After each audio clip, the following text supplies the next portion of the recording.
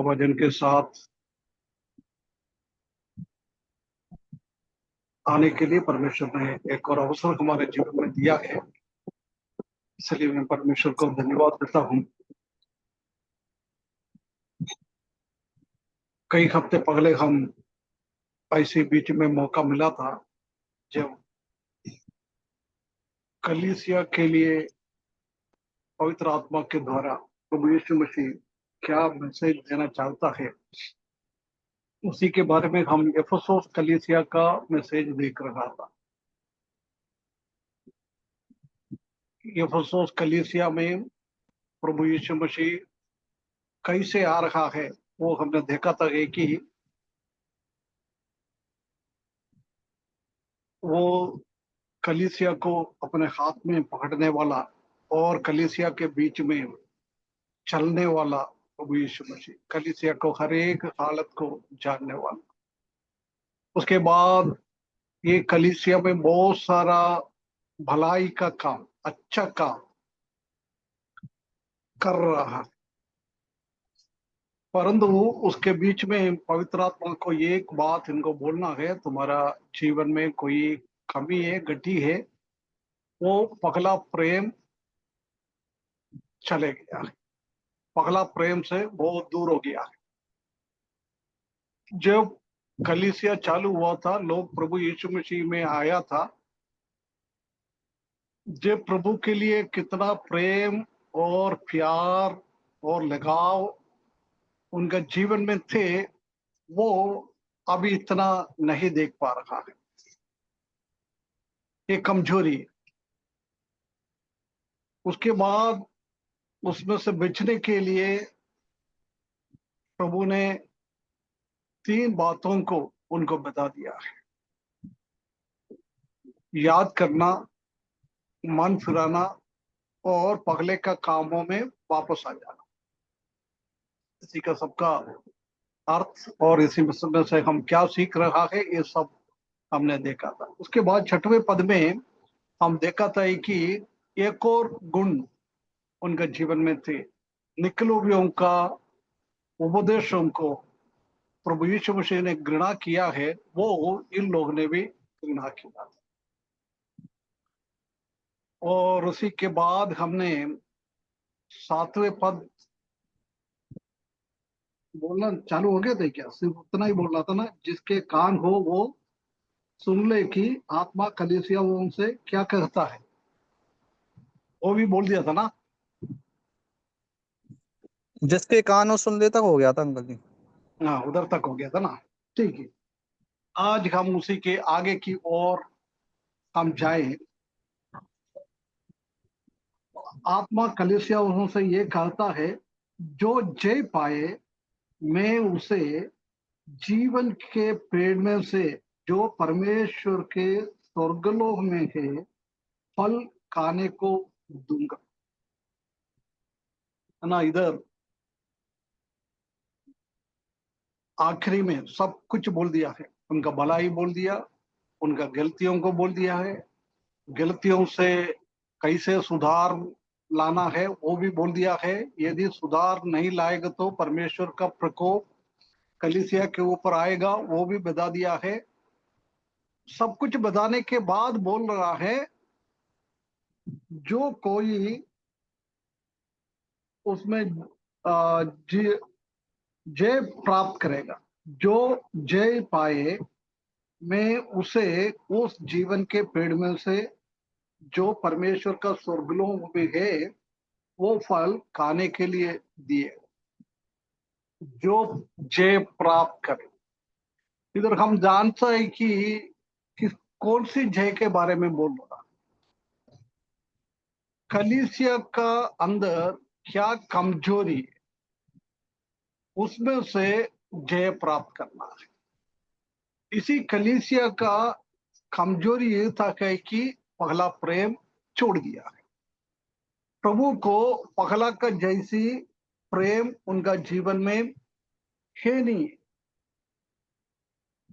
जिसने पहला का प्रेम कम से कम वैसे ही मेंटेन करता है, और उससे बढ़कर प्रेम में हम आगे बढ़ता है, उन लोगों को परमेश्वर ने एक प्रतिफल, एक इनाम दिया है। हम जानते हैं कि इस दुनिया हमारा लायक नहीं है। ये दुनिया में बहुत सारा परेशानी है। अच्छी तरफ से एक विजय मसीह की जीवन प्राप्त करना बहुत कठिन है, बहुत कठिन है, आसानी नहीं है।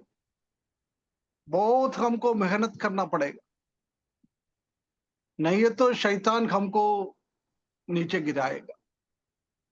यदि हमको शैतान की ताकत से आगे बढ़ना है तो हमको बहुत कोशिश करना पड़ेगा भाइयों बहनों। हमारा मसीह की जीवन, इस दुनिया का जीवन एक आसानी का जीवन नहीं है। घोर अंधकार का अनुभव है, उसी के अंदर से हमको आगे चलना है। चारों ओर कांटे का अनुभव है, उसी में से हमको आगे जाना है। हम जानता है कि आजकल मसीह के जीवन कई देशों में आगे बढ़ाना बहुत बहुत मुश्किल है। हम जानता है कि अभी इंडिया में भी क्या क्या समस्या है कलीसिया के विरुद्ध में। शैतान उनका एजेंटों के द्वारा कलीसिया को कदम करने के लिए और सुसमाचार को काम कदम करने के लिए बहुत मेहनत वो भी कर रहा है। इसलिए हमको विजय प्राप्त करना हमारे ताकत से नहीं होएगा। हमारे पास कोई ताकत है नहीं, है ना। दुनिया में हम कमजोर लोग हैं, मसीही लोग कमजोर लोग हैं। ताकत है तो भी हमारा बौद्धिक ताकत हम दिखा नहीं पाता है। हमारा प्रभु यीशु मसीह ने वो हमको सिखाया नहीं है। पुराना नियम में था, आंखों के जगह में आंख, दांतों के जगह में दांत, मार पीटेगा तो दूसरा मार पीटना। ये सब पुराना नियम में यहूदी लोगों को उनका व्यवस्था में ये बात बताया हुआ था। परंतु कलीसिया का व्यवस्था उससे बिल्कुल उल्टा है। उसमें बोलता है तुमको कोई एक लपट दिएगा तो तुमको भी उसको लपट देना है। परंतु प्रभु यीशु मसीह सिखाता है कि इस काल पे कोई मारेगा तो हम इधर भी दिखाना है। शत्रुओं को प्रेम करना है, हमको भय रखने वालों के लिए हम प्रार्थना करना है। ये परमेश्वर प्रभु यीशु मसीह अपने वचन के द्वारा हमको सिखा रहा है। उसी हिसाब से हम चल रहे हो तो दुनियादारी के हिसाब से हम शत्रुओं के ऊपर जय प्राप्त नहीं कर सकता है। परंतु हमारा प्रभु यीशु मसीह हमारे लिए ताकत देता है, ताकत देता है। वो एक जयवंत व्यक्ति है, एक जयवंत परमेश्वर है। वो कभी एक पराजित व्यक्ति नहीं है। उसको पराजित करने के लिए शत्रु शैतान इतना काम करा था। परंतु हम जानता है कि शैतान की हर एक ताकतों में से वो विजय प्राप्त होते, मृत्यु से भी वो विजय प्राप्त किया है। उसी का काम इस दुनिया में मृत्यु के द्वारा कदम करने के लिए शैतान ने सोचा था। परंतु हम जानता है कि परमेश्वर प्रभु यीशु मसीह शैतान का सबसे आखिरी वाला उपकरण है मृत्यु। परंतु वो मृत्यु से भी पुनरुत्थान के शक्ति हम देख सकता है ना। इसलिए प्रभु यीशु मसीह के जैसी हमको भी प्रभु यीशु मसीह से मिला हुआ शक्ति लेकर ये दुनियादारी के ऊपर हम पहला प्रेम कदम हो गया है। मतलब उसका मतलब है कि अब वो प्रभु को कितना प्रेम हमको देना है, उसी जगह में हम दुनिया को प्रेम कर रहा है, उसी का मतलब वही है, पहला प्रेम चले गया।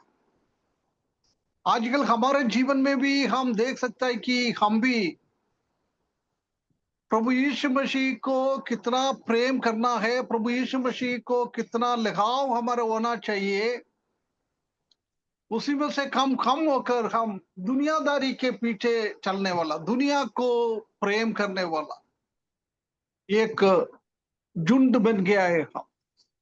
इसलिए प्रभु बोल रहा है, तुम्हारे जीवन में भी यही हालत है। तुम पराजित हो गया है परमेश्वर से प्रेम करने के लिए, प्रभु यीशु मसीह से प्रेम करने के लिए, हमारा कलीसिया का लोगों को, भाई बहनों को प्रेम करने से तुम पराजित हो गया है। ऐसी पराजित होने वाला लोगों को ये फल कभी भी नहीं मिले। जिसने विजय प्राप्त किया है उन लोगों को ही मिलेगा ना। प्रभु यीशु मसीह इस दुनिया में था जब आखिरी टाइम उसने ये बात कहते हुए गया है, यूहन्ना 16:33।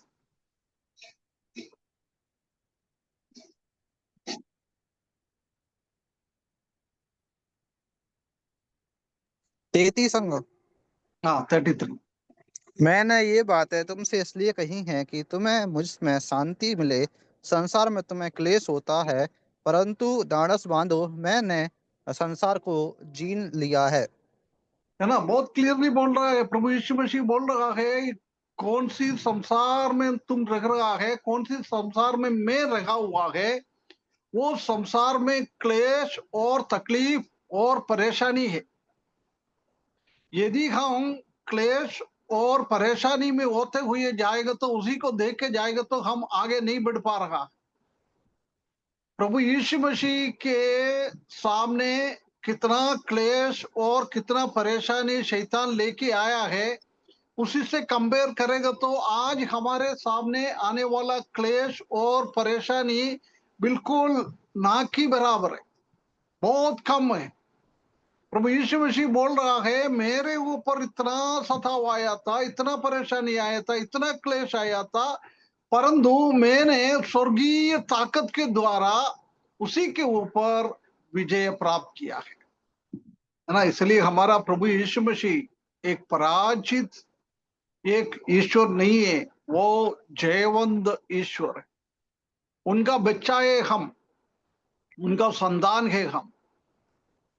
वो परमेश्वर हमको भी वही ताकत देता है, हमको भी वो ताकत के द्वारा आगे बढ़ना है ना। हमारे बारे में भी बोल रहा है पहला यूहन्ना 4:5 का 4 और 5।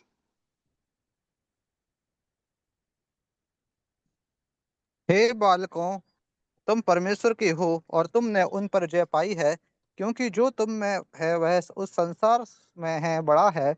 वे संसार के हैं, इस कारण वे संसार की बातें बोलते हैं और संसार उनकी सुनता है।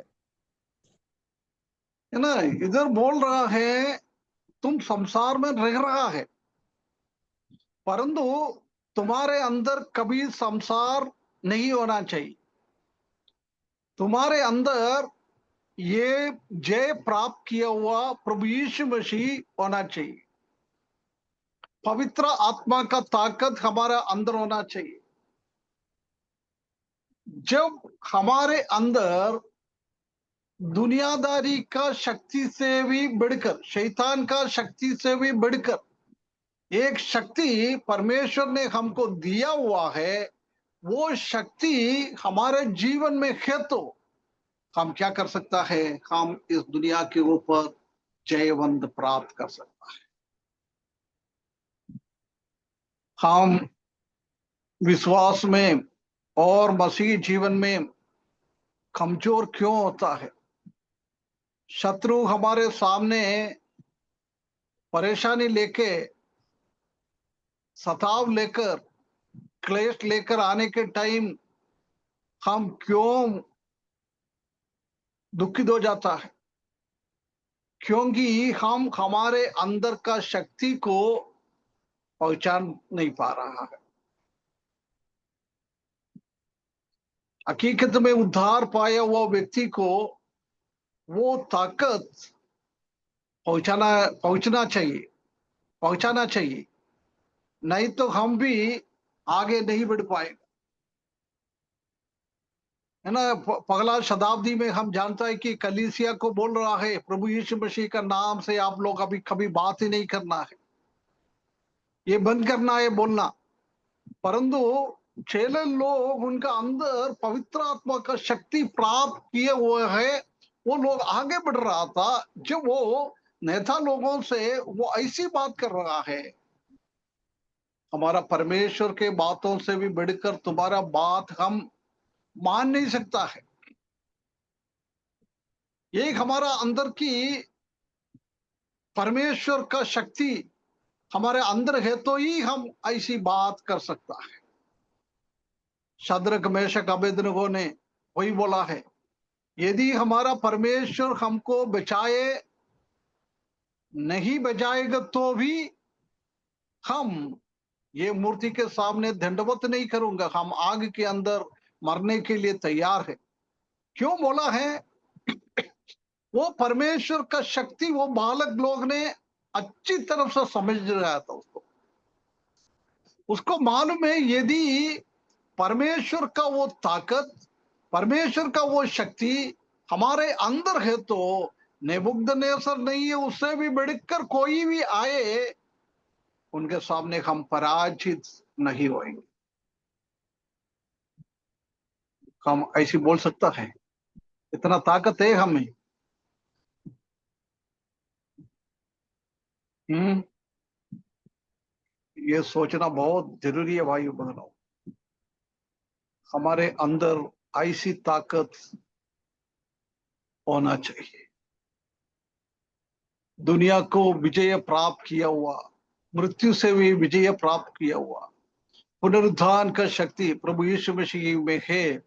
वो पुनरुत्थान का शक्ति जब हमारे जीवन में है, परमेश्वर का वचन का शक्ति हमारे जीवन में है, प्रिय भाइयों बहनों, ऐसी कमजोरियों से हम जीत सकता है।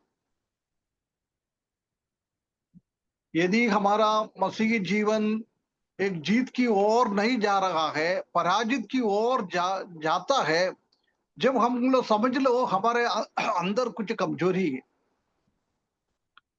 हमारा प्रभु यीशु मसीह का ताकत हमारे अंदर नहीं चल रहा है ना। जब पहला का शताब्दी का लोग यहूदी नेता लोगों का और रोमियों का सरकार की बात ना सुनते हुए प्रभु यीशु मसीह ने, परमेश्वर ने उनसे क्या कहा है उसी बात को महत्व देते हुए वो आगे बढ़ा है। जब दुनिया का लोग बोलता है ये दुनिया को उदल पुदल करने वाला लोग, यही है परमेश्वर का शक्ति। फिलिपियों के किताब में पौलुस बोल रहा है, प्रभु यीशु मसीह का पुनरुत्थान के शक्ति के द्वारा मैं प्रभु के लिए कुछ भी कर सकता है, कुछ भी कर सकता है, कोई भी चीज असंभव है नहीं है यदि परमेश्वर का ताकत और परमेश्वर का शक्ति हमारे अंदर है। हम एक्सपीरियंस कर सकता है, अनुभव है ये परमेश्वर का शक्ति हमारे अंदर। प्रिय बहनों, भाई बहनों, जब तक हम परमेश्वर के वचन के अंदर नहीं घुसेगा तब तक हमने परमेश्वर ने हमसे क्या कहता है हम मालूम नहीं पड़ता है। ऐसी विश्वासी लोग कमजोर विश्वासी लोग ही होता है, कोई भी समस्या आता है टूट जाता है, वो कोई भी समस्या आता है वो गिर जाता है, आगे नहीं बढ़ पाएगा। परंतु जिसने परमेश्वर का वचन को अच्छी तरह से समझकर परमेश्वर का वचन के द्वारा परमेश्वर का ताकत और प्रभु यीशु मसीह का ताकत शक्ति हम समझता है, वो ताकत विश्वासी लोगों के लिए भी प्रभु ने दिया हुआ है। वो समझने वाला व्यक्ति इस दुनिया का कोई भी शक्ति हो, कुछ भी हो, दुनिया में प्रेम नहीं करेगा। दुनिया से प्रेम से अड़कर प्रभु यीशु मसीह को हम प्रेम करेंगे। और कुछ नहीं चाहिए हमको। प्रभु यीशु मसीह ने काल्वरी क्रूस पर हमारे लिए क्या कष्ट सहा है, रोज हम सिर्फ हमारे हृदय के अंदर से उसी बात को सोचकर हमारा जीवन बिताएगा तो भी हम ये गिरा हुआ प्रेम से हम जीत सकता है। हम ऐसी प्रेम से गिरेगा नहीं, ऐसी प्रेम में हम कमजोरी नहीं होएगा। सिर्फ प्रभु यीशु मसीह का बलिदान के बारे में हम सोचेगा, परंतु हम क्या है, वो बात की भी सोचने के लिए हम कमजोर हो जाता है, कमजोर हो जाता है। हम हर संडे मेष रखकर हम आराधना करता है प्रभु यीशु मसीह को। ये ब्रेड और वाइन, रोटी और दाखरस रखते हुए परमेश्वर का आराधना करने के लिए प्रभु यीशु मसीह ने हमको आज्ञा दिया है। जब हमारे हाथों में ये ब्रेड और वाइन, रोटी और दाखरस आने के टाइम हमारा हृदय का चिंता क्या होना चाहिए? हम्म हम ऐसे काके चले जाता है। क्यों प्रभु यीशु मसीह ने ये दिया है रोटी और दाखरस उनका आराधना करने के टाइम? जवान लोग हर संडे को कलीसिया में जाता है ना, ठीक है, बपतिस्मा नहीं लिया हुआ रोटी और वाइन तो लेता नहीं है, परंतु हमको वो समझना है क्यों। क्योंकि उसकी मृत्यु की, उसको मृत्यु को याद करा, उसके उसको पिए, उसके दुखों को याद करें, उसको स्मरण करें उसकी मृत्यु को। हाँ, जब हमारे हाथ में वो ब्रेड और वाइन आने के टाइम हमको ये याद करना है, हम मेरा प्रभु यीशु मसीह ने कितना तकलीफ और कष्ट मेरे लिए सहा है। हम जानता है कि एक ब्रेड, एक रोटी कैसे बनाता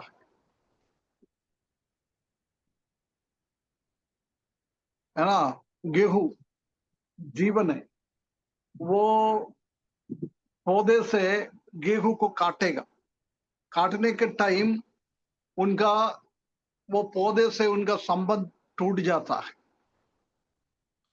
उसके बाद वो गेहूं एक एक दाना निकालने के लिए पकड़े के टाइम इतना मारता था, मारकर मारकर उसमें से निकालता था। आजकल क्रशर के अंदर डालकर, मशीन के अंदर डाल के घुमा के वो निकालता है।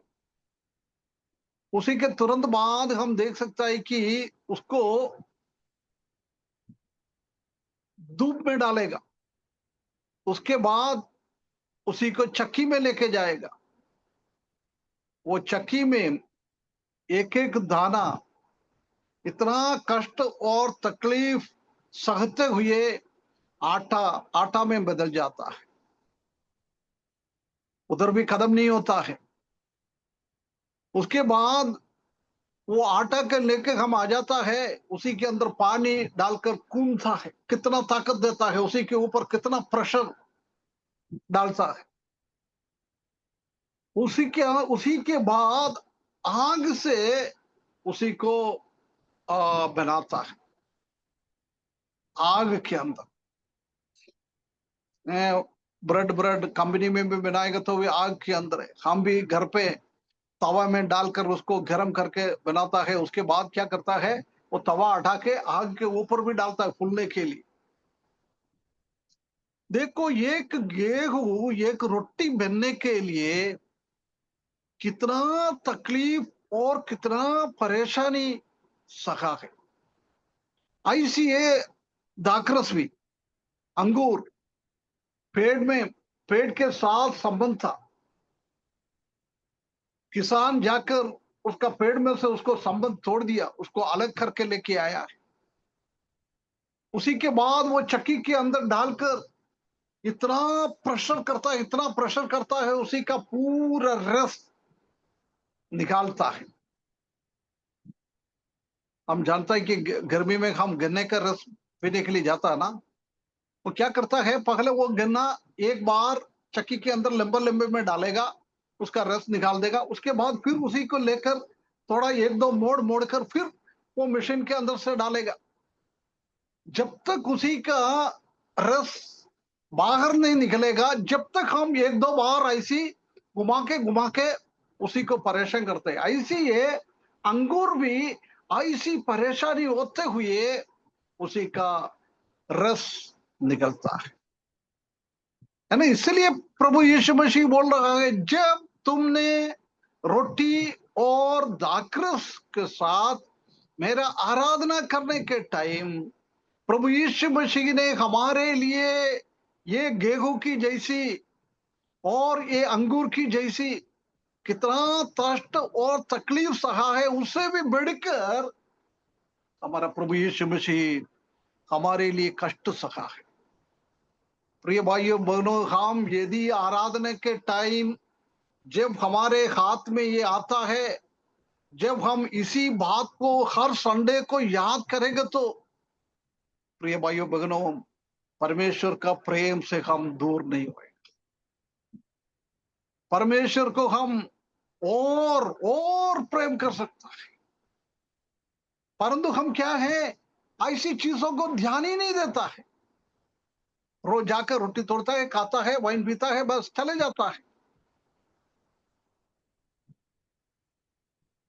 आराधना में रोटी और दाखरस लेने वाला, मेरा बात सुनने वाला भाई बहन लोग, कितना लोग हमारे हाथ में ये आने के टाइम हम याद करता है। जवाब मुझे मत देना, अपने आप एक बार सोचे। प्रभु यीशु मसीह ने बोला है, ये हाथ में आने के टाइम मेरा मृत्यु को याद करे, मैंने आप लोगों के लिए खून बहाया, उसी को याद करे। ऐसी याद करते हुए हम परमेश्वर को और प्रभु यीशु मसीह का आराधना कर रहे हैं क्या?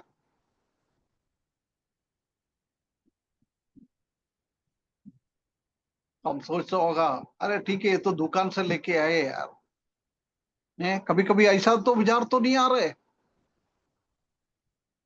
ये एक रिचुअल है, एक क्या बोलता है रिचुअल को, रिवाज। रिवाज, एक रिवाज है। ऐसी सोच के तो नहीं कर रहे हम। यदि ऐसी सोच रहा है, ये दुकान से लेके आया है, कभी भी हमारा प्रभु की ओर हमारा प्रेम नहीं बढ़ेगा। यदि हम ये एक रिवाज सोचकर इसी से लेता है, जब भी प्रभु यीशु मसीह के ऊपर हमारा प्रेम नहीं बढ़ेगा। परंतु यदि हमारे हाथ में ये दोनों चीज आता है, उसी में से हम खाता है, थोड़ा सा पीता है, जब अभी हमने क्या सोचा है, ऐसी हमारा प्रभु यीशु मसीह का कठिनाई और उसका मृत्यु, उसका बलिदान के बारे में हम सोच के वो ले ले, प्रिय भाइयों बहनों, हमारा प्रेम परमेश्वर की ओर इतना बढ़ेगा, इतना बढ़ेगा, है ना। यही इसलिए मैंने बोला यही काफी है प्रभु की ओर हमारा प्रेम बढ़ने के लिए। प्रभु उतना नहीं, प्रभु आज हमको इस दुनिया में चला रहा है। भजन 23 में से हर फ्राइडे को वही हम सीख रहा है। घोर अंधकार के टाइम हमारे हाथ पकड़कर आगे ले जाने वाला, हमारे साथ रहने वाला, हमको सांत्वना देने वाला, आराम देने वाला परमेश्वर, शत्रुओं के सामने मेष बिछाने वाला, पूरा आशीषों से भरने वाला परमेश्वर, ये भी हम बलिदान के द्वारा थोड़ा आगे बढ़ाते जाए, जब हमारा प्रेम और बढ़ जाएगा, और बढ़ जाएगा। इतना भी नहीं, उधर से प्रभु ने कदम नहीं किया है, परंतु प्रभु ने आने वाला चीजों के बारे में भी बोल के गया है। हमारा भविष्य क्या है, हमारे लिए क्या किया, आत्मिक ब्लेसिंग, आत्मिक आशीषें परमेश्वर ने हमारे लिए दिया हुआ है। ये बात भी परमेश्वर के वचन में बहुत क्लियरली लिखा हुआ है। यदि हम परमेश्वर का वचन में ये तीनों चीज, एक हमारे लिए प्रभु यीशु मसीह ने क्या किया है, और प्रभु यीशु मसीह आज हमारे लिए क्या कर रहा है, और भविष्य में प्रभु यीशु मसीह ने हमारे लिए क्या क्या करके रखा हुआ है, इसी बात को हम याद करेंगे तो ये भाइयों बहनों, कभी भी हमारा प्रेम खत्म नहीं हो जाएगा। प्रेम में हम पीछे नहीं हट सकता। हमारा प्रेम और बढ़ते जाएगा, और बढ़ना चाहिए। उसी को बोलता है जय प्राप्त करने वाला व्यक्ति। ऐसी चीजों को याद करते हुए हमारा प्रेम, जब हमने प्रभु यीशु मसीह को अंगीकार किया है, उसी टाइम का नहीं है, उसे भी बढ़कर हम एक एक दिन हमारा मसीह की जीवन हम आगे बढ़ते जाएगा।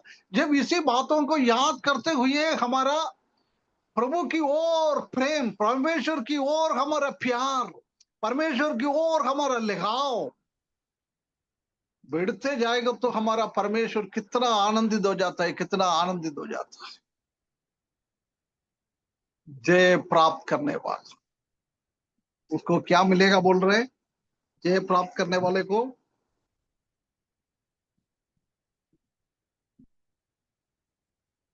जो जय पाए, मैं उसे उन जीवन के पेड़ में से जो परमेश्वर के स्वर्गलोक में है, पाराडाइस स्वर्ग में है, इसी बात को हम इधर देख सकता है।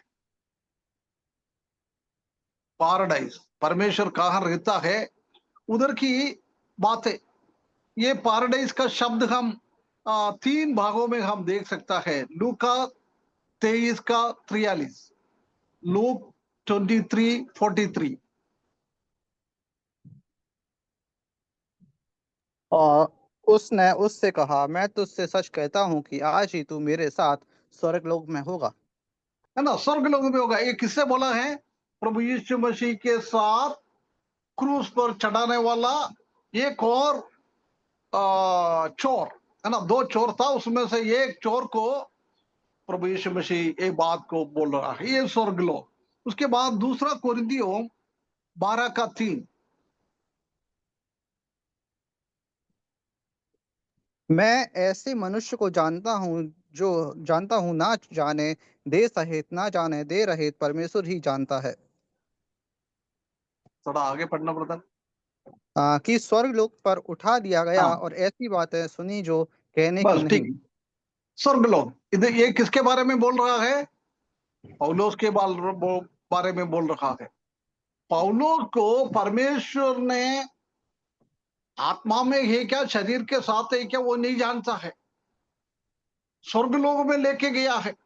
हो सकता है स्वर्गलोक में जाके कई परमेश्वर की वचन की बातें पौलुस के द्वारा बताया है। हो सकता है उसके लिए लेके गया होगा उसको, है ना। कैसे यूहन्ना को प्रकाशित वाक्य 4 अध्याय में पहले पद में, इधर आओ, आने वाला दिनों में होने वाला हर एक चीजों को मैं बता दूंगा, स्वर्ग में उसको भी ले गया है। ऐसी हो सकता है कलीसिया के बारे में बहुत सारा सिद्धांत है पौलुस के द्वारा दिया है, पौलुस को स्वर्गलोक में लेके गया होगा। यूहन्ना को कैसे लेके गया है, ऐसी, है ना, वही स्वर्गलोक। उसके बाद ये स्वर्गलोक के बारे में अभी हमने पढ़ा है, इधर भी ये स्वर्गलोक का ये मतलब है कि गार्डन, एक बगीचा, है ना, पाराडाइस, उसी के अवस्था में हम देख सकता है।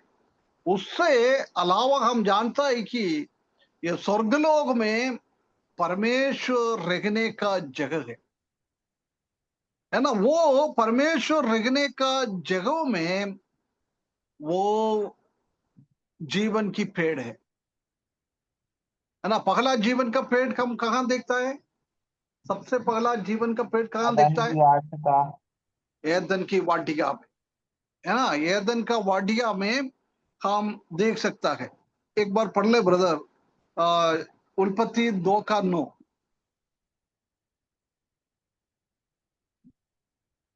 और यहोवा परमेश्वर ने भूमि से सब भांति के वृक्ष जो देखने में मनोहर और जिनके फल खाने में अच्छे हैं लगाए, और वाटिका के बीच में जीवन के वृक्ष को और भले या बुरे विज्ञान के वृक्ष को भी लगाया। है ना जी। पेड़ बहुत सारा है, एदन का वाटिका में इतना सारा पेड़ है, उसी के बीच में दो पेड़, एक जीवन का वृक्ष ट्री ऑफ लाइफ, दूसरा बुराई और भलाई को जानने वाला पेड़। इसमें से कौन सी पेड़ का फल ना खाने के लिए परमेश्वर ने आदम और हवा को आज्ञा दिया था? भले और दोनों बुरे के ज्ञान को। दोनों दोनों दिए क्या, एक का दिया है? नहीं नहीं, भले और बुरे के ज्ञान के पेड़ के जो फल था उसे खाने को मना किया था बस। जीवन का पेड़ का मना नहीं किया था? नहीं नहीं। पक्का? हाँ पक्का श्योर। ठीक है ना। प्रभु यीशु, कई लोग ऐसी बोलता है परमेश्वर ने आज्ञा दिया है ये जीवन की पेड़ और बुराई और भलाई को जानने वाला दोनों पेड़ के बीच में एक रखा है, वो दोनों का फल खाने के लिए मना किया है। ऐसा नहीं, हम उधर पढ़ते जाएगा तो हम देख सकता है कि सिर्फ भलाई बुराई की फल खाने के लिए मना किया था, है ना। उसका 16 पद और पढ़े ब्रदर। तब यहोवा परमेश्वर ने आदम को यह आज्ञा दी कि तू वाटिका के सब वृक्षों का फल बिना खटके खा सकता है ना। सब वृक्ष का मतलब एक वृक्ष का अलग से नाम बताने के बाद बोल रहा है सब वृक्षों का फल खा सकता है। उसका मतलब ये जीवन का वृक्ष का फल भी वो खा सकता है। उसने खाया ही क्या नहीं खाया? आदम और हवा ने जीवन का वृक्ष का फल खाया था क्या? नहीं खाया था? नहीं नहीं हैं? अंकल, नहीं। पक्का? खा जी लेता तो वो कभी मरते ही नहीं। हैं? खा लेता तो वो कभी मरते ही नहीं। और कैसे हमको समझ में आएगा? और पाप पाप जो करते हो पाप बढ़ते ही जाता। नहीं, जीवन का वृक्ष का फल नहीं खाया है, एक तो ठीक है उनका मृत्यु नहीं होता था उसका, परंतु वो मरना चालू कर दी, इसलिए हम जानता है कि वो नहीं खाया है। और क्या सबूत है?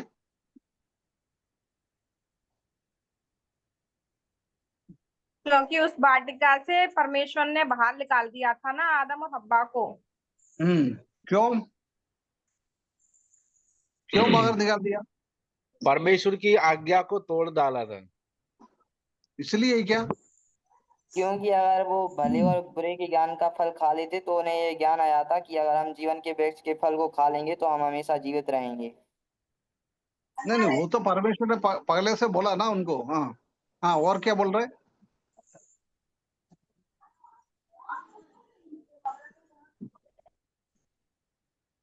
है ना। हम दूसरा अध्याय में पढ़ते जाओ आगे, हम देख सकते हैं कि परमेश्वर बता रहे हैं कि इनको अभी एदन वाटिका में रखेगा तो वो जाके वो जीवन का फल खाएगा। अभी इस लोगों के जीवन में बुराई और भलाई जानना, उसका मतलब पाप उनका जीवन में आ गया है। अभी ये लोग यदि जीवन का पेड़ का फल खा लिया है, ये पाप का स्थिति में हमेशा रहेगा। इसमें से कितना लोग जन्म होता है वो लोग भी पाप का स्थिति में ही रहेगा, कभी उसका मृत्यु नहीं होएगा। इतना बढ़ते जाएगा पाप, इतना बढ़ते जाएगा, इतना बढ़ते जाएगा, उनको कोई छुटकारे का काम परमेश्वर कर नहीं सकता था। इसलिए परमेश्वर ने उनको एदन वाटिका के बाहर निकाल दिया। परमेश्वर ने गुस्से से बाहर निकाल दिया क्या प्रेम के कारण बाहर निकाल दिया? प्रेम के कारण, क्योंकि क्यों? परमेश्वर प्रेम करते थे। क्यों क्यों हम समझ सकता है प्रेम के कारण भगा दिया उसको?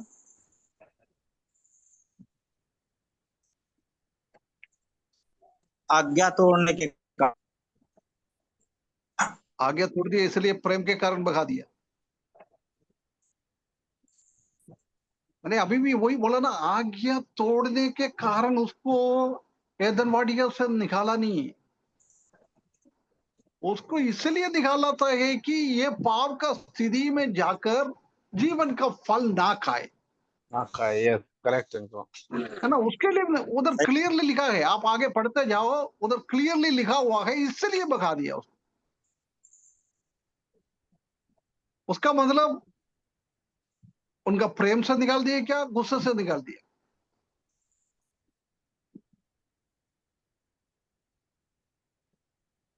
प्रेम के कारण निकाला था, क्योंकि अगर परमेश्वर उस वाटिका से नहीं निकालते तो और भी पाप बढ़ता जाता और वो उसमें उस समय मृत्यु नहीं आती, फिर जीवन का फल अगर वो खा लेते तो।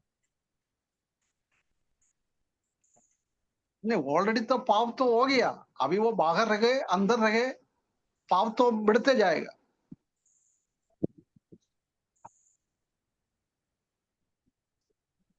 है ना। इसलिए है कि हाँ, महिमा हो, इस यीशु मसीह के आने से उसकी महिमा हो।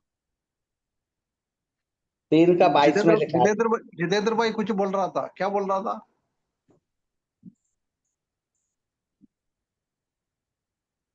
इसलिए निकाला था कि उसके पुत्र की महिमा हो। परमेश्वर का महिमा हो,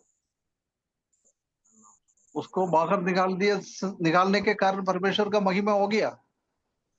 बाहर निकला इसलिए मृत्यु आई। परमेश्वर यीशु मसीह की योजना थी कि परमेश्वर आए, यीशु मसीह आया, उसके द्वारा उसकी महिमा हो, मनुष्य के द्वारा। हाँ, उसको बाहर निकाल दिया है, उस पर इसलिए विश्वास उसी का वो फल नहीं खाकर आग हमेशा के लिए रह नहीं पाया, इसलिए परमेश्वर ने उसको एक रास्ता दिया। बचाने के लिए, पाप से बचाने के लिए परमेश्वर ने कई रास्ता उनको दिया, क्योंकि उधर परमेश्वर का प्रेम हम देख सकता है, परमेश्वर का प्रेम के कारण ये बात हुआ है। हम उत्पत्ति की किताब पहला अध्याय पहला पद से परमेश्वर का प्रेम हम जानता है। पहला पद में क्या लिखा है? आदि में परमेश्वर ने आकाश और सृष्टि की रचना की। क्या क्या? आदि में परमेश्वर ने आकाश और सृष्टि की रचना की। आकाश आकाश और पृथ्वी की रचना की। आकाश और पृथ्वी की रचना की। मालूम है, आदि में परमेश्वर है, परमेश्वर का कोई आरंभ है नहीं है, परमेश्वर का कोई स्टार्टिंग है नहीं है, वो ऑलरेडी एक्सिस्टेड है। उसने ये पृथ्वी क्या के लिए बनाया? परंतु उसके नीचे हम देखेंगे तो देख सकते हैं ना, वो पृथ्वी का हालत खराब हो गया था ना। दूसरा पद में क्या लिखा है? और पृथ्वी बेडौल और सुनसान पड़ी थी और गहरे जल के ऊपर अंधियारा था तथा ठीक है परमेश्वर ठीक है का। ठीक है, बस बस बस इतना। इसी से हम समझ सकता है क्या परमेश्वर ने ये पृथ्वी बना दिया था, जब ये हालत में बना दिया। क्या टूटोल क्या लिखा है हिंदी में, क्या लिखा है? बेडोल बेडोल बेडौल। बेडोल। हाँ, उसका मतलब कोई काम का है नहीं है। परमेश्वर ने आदि में ये पृथ्वी को ऐसा बनाया है क्या? कोई काम का नहीं है, बेडोल अवस्था में बनाया है क्या? स्टार्टिंग में बोल रहा ना, पहला पद में लिखा है, in the beginning God created heaven and earth. आदि में परमेश्वर ने आकाश और पृथ्वी को बनाया। वो पृथ्वी बेडौल अवस्था में, ऐसा लगता है क्या प्रभु यीशु मसीह परमेश्वर ने उसी को ऐसी खराब स्थिति में बनाया? बेडोल का मतलब सुनसान अंकल। बेडोल का मतलब है सुनसान, मतलब अभी कुछ नहीं हुआ, मतलब खाली सुनसान है। बन रहा था ना। नहीं, उसमें दो दो शब्द लिखा ना। बेडोल और सुनसान थी। हाँ, बेडौल और हाँ सुनसान। वही बात। मतलब बेडौल का मतलब सुनसान नहीं है। सुनसान अलग है। सुनसान अलग है। इंग्लिश इंग्लिश में थोड़ा हम पढ़ के देखेंगे जब थोड़ा और क्लियर हो जाए। मतलब आकार नहीं होगा उस समय। हाँ, उसका कोई फॉर्म नहीं है, आकार नहीं है। है ना, इंग्लिश में और पढ़ के मैं सुनाता हूँ।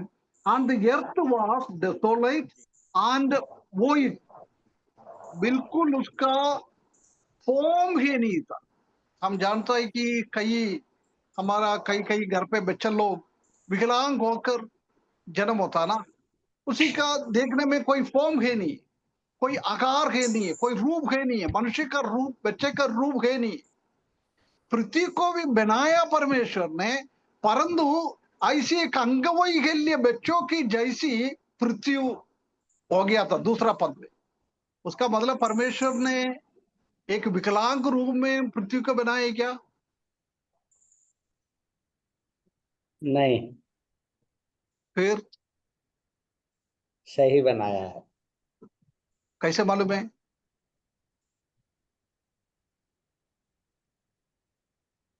क्योंकि 1:4 में लिखा है, और परमेश्वर ने उजियाले मतलब जो कुछ बना अच्छा था।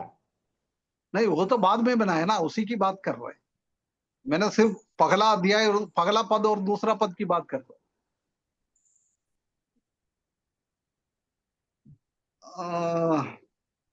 फिर वो क्या कि एक पद था ना, पढ़े। इसलिए उसका हाँ, क्या बोल रहे ब्रदर? वो ये बोल रहे हैं हम कि वो देखिए पृथ्वी परमेश्वर ने बना दिया, लेकिन क्या था, अंधियारा था ना। नहीं, कोई नहीं, आकार अंधियारा उस समय कोई नहीं, आकार नहीं आकार भी नहीं है ना। अंधियारा तो आकार भी ठीक है, नहीं है। अलग बात है। ये अंधियारे में क्यों ऐसा ऐसा बनाया क्या? जब परमेश्वर ने ये बनाया, जब ऐसे अंधियारा था ही क्या? नहीं, मतलब उसमें पृथ्वी में प्रकाश देने के लिए नहीं बनाया था ना, और तो परमेश्वर स्वयं ज्योति है। नहीं, फिर तो फालतू ऐसी परमेश्वर को ये बनाने का क्या जरूरी था? ऐसी अंधकार में है, कोई आकार नहीं है, कोई रहने वाला है नहीं है, ऐसी स्थिति में परमेश्वर क्यों बनाएगा? अभी परमेश्वर की योजना मतलब थी ना अभी कि वो सूर्य और अभी का चंद्रमा वो पानी बनाएंगे के ना। अंदर, अभी वो पानी के अंदर डूबा हुआ स्थिति में इसका कोई काम आ जाता है क्या? ये तो परमेश्वर की योजना थी, पहले कुछ था ही नहीं, ना आकाश, ना पृथ्वी, ना सूर्य चंद्र, कुछ भी नहीं था ना। नहीं, कुछ भी नहीं था, उसी टाइम परमेश्वर ने पृथ्वी को बनाया। हाँ, ये पृथ्वी उसी स्थिति में बनाई क्या? मैंने वही पूछ रहे। नहीं तो उजाला अलग किया, अंधेरा अलग किया, सूखी अरे भूमि बाबा, अलग वो किया। तो बात की बात है ना। जी वो तो अंकल, आदम आदम के लिए तैयारी कर दिया है, उसी की पगले की बात कर रहे हैं। स्थिति में थी वो उस समय पृथ्वी, क्योंकि उसका कोई आकार नहीं था। वो ठीक है। ऐसे कि कोई एक एक बीमार एक एक और उसको एक पद पढ़ के मैं सुनाना चाहता हूँ। जी। यशायाह का किताब 45 अध्याय 18 पद।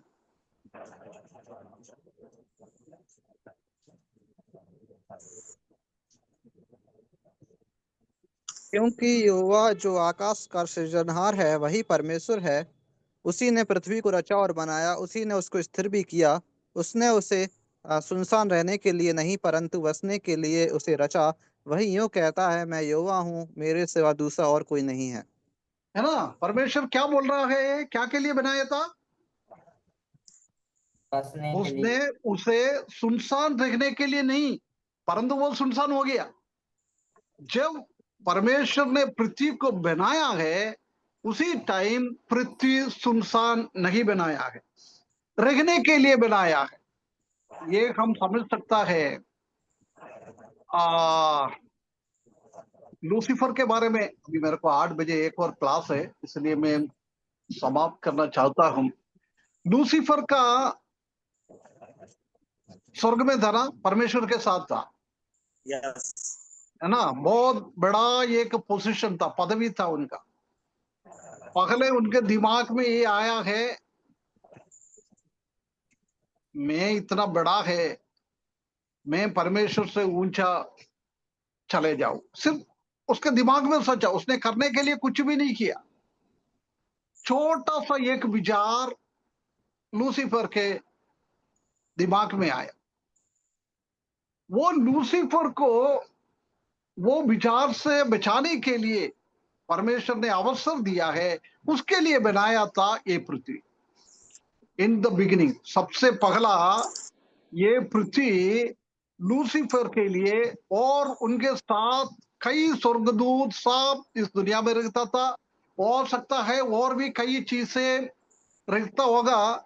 साइंस में पढ़ता है ना, डायनासोर कई कई करोड़ों करोड़ों साल पहले पुराना डायनासोर का सबका ये मिलता, हड्डी हड्डी सब मिलता है। हो सकता है जब परमेश्वर ने आदि में पृथ्वी को बनाया उसी टाइम ऐसी था।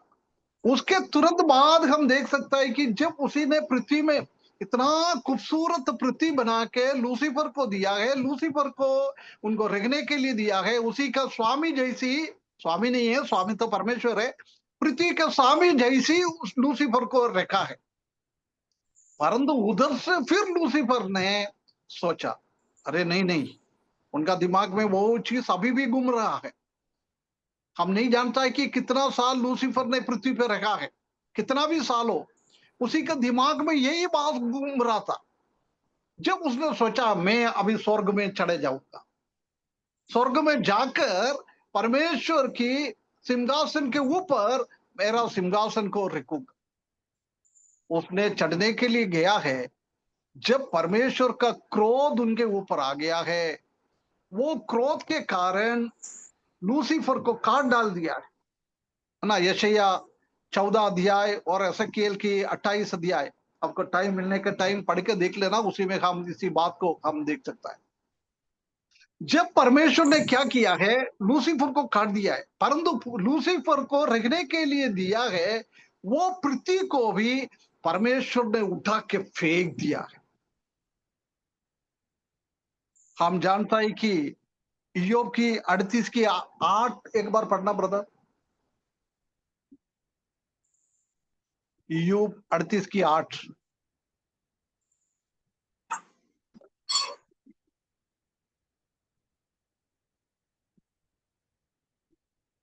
हाँ, फिर जब समुद्र ऐसा फूट निकला मानो वह गर्भ से फूट निकला, तब किसने द्वार मूंद कर उसको रोक दिया। है ना, देख, जब परमेश्वर ने अपने गुस्से में ये पृथ्वी को फेंक दिया। हम जानता है कि दूसरा पत्रोस के किताब में लिखा है, पृथ्वी जब बनाया था पानी से पानी में बनाया था, अंदर भी पानी है, बाहर का पोर्शन बहुत हार्ड बनाकर पृथ्वी को बनाया। जब वो अंदर की एक मां का पेड़ में से बच्चा कैसे निकलता है, पृथ्वी की पेड़ के अंदर से पूरा पानी भरा हुआ था, वो पानी बाहर आ गया है, इसलिए वो पानी के अंदर हो गया, बुटोल हो गया है, उसी में कोई रहने के जैसा नहीं बनाया है। मैं ये बोलने के लिए आया था। देख, लूसीफर ने स्वर्ग में था, जब उनके दिमाग में थोड़ा सा विचार आया है मैं परमेश्वर के सिंहासन के ऊपर सिंहासन रखूंगा, हम है तो क्या है, ऐसी लोगों को रहने नहीं देता था ना, उसी को हमने खत्म करता था, उधर ही उसको खत्म करता था। परंतु परमेश्वर का प्रेम हम जानता है कि वो लूसीफर को बचने के लिए, मन फिराने के लिए परमेश्वर ने फिर अवसर दिया है, वो दुनिया बना के दिया है। हमेशा हम जानता है कि परमेश्वर का प्रेम। उसके बाद दूसरा पद में हम देख सकता है कि ये फुटोल अवस्था था, वो पानी के ऊपर पवित्र आत्मा ठहरते गया था, पवित्र आत्मा उसी को संभाला था। उनका क्रोध के द्वारा परमेश्वर ने उसको नाश कर दिया है, उसके बाद भी पवित्र आत्मा के द्वारा वो पृथ्वी को संभालता था। परमेश्वर का एक उद्देश्य था, परमेश्वर का प्रेम हम इधर देख सकते हैं ना। इसलिए उत्पत्ति से लेकर सब दूर हम परमेश्वर का प्रेम को हम देख सकता है, वो भी अयोग्य लोगों के लिए, अच्छा लोगों के लिए से बढ़कर अयोग्य लोगों के लिए। लूसीफर ने गिर गया था, उसी के टाइम उसने उसको बना के दिया है। ऐसे अलग अलग तरीके से हम देख सकते हैं कि अभी आदम को पाप किया है परंतु उसको प्रेम किया है, इसलिए उसको जीवन का फल खाने नहीं दिया है। परमेश्वर के लिए हम धन्यवाद करें। आगे हम कभी और कई टाइम मिलेगा तो इसको देखेंगे। अभी मेरे को 8 बजे दूसरा एक और मीटिंग में है, इसलिए मैं इधर समाप्त करता हूँ, अभी मैं निकल रहा हूँ। परमेश्वर हमको सहायता करे, ये वृक्ष के फल और हम उसी के बारे में सीखेंगे। परमेश्वर हमको मदद करे, उनका बड़ी नाम की महिमा हो।